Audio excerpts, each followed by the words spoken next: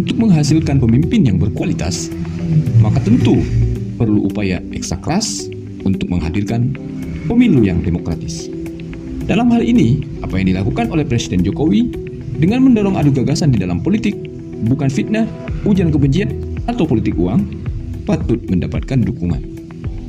Presiden sadar betul bahwa apabila hal-hal di atas, fitnah, ujaran kebencian, dan politik uang tidak diantisipasi sesegera mungkin, maka hajatan demokrasi tidak akan menghasilkan hal-hal berkualitas yang diharapkan oleh rakyat ke depan.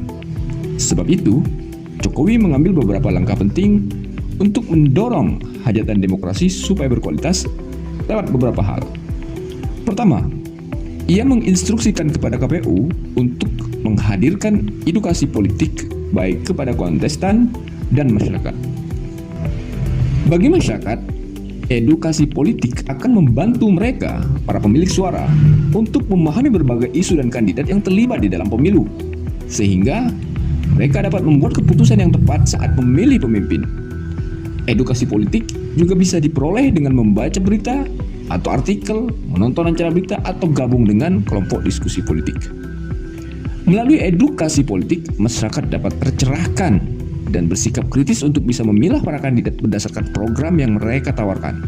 Dalam hal ini, sikap kritis dan rasional dari masyarakat bisa lebih dikedepankan, bukan emosionalitas.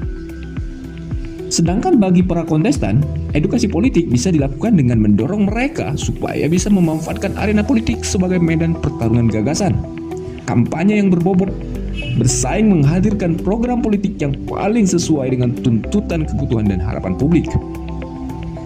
Kedua, Presiden Jokowi juga menegaskan supaya politik tidak dijejali dengan kampanye yang kontraproduktif yang merusak suasana politik yang demokratis, seperti fitnah, ujaran kebencian, hoax, adu domba di masyarakat, politik uang, dan hal-hal yang mengancam persatuan Indonesia.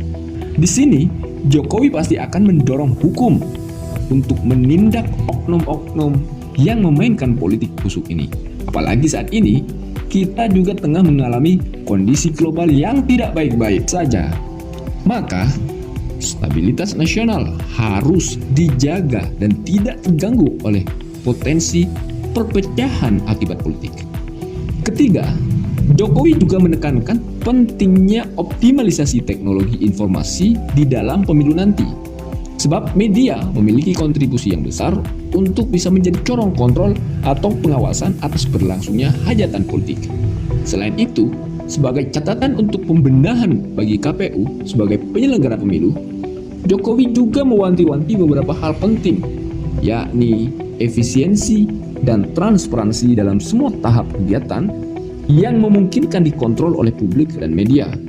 Kemudian memperkuat SDM KPU yang memiliki komitmen, integritas, dedikasi, dan kemampuan untuk membantu hajatan demokrasi yang berkualitas.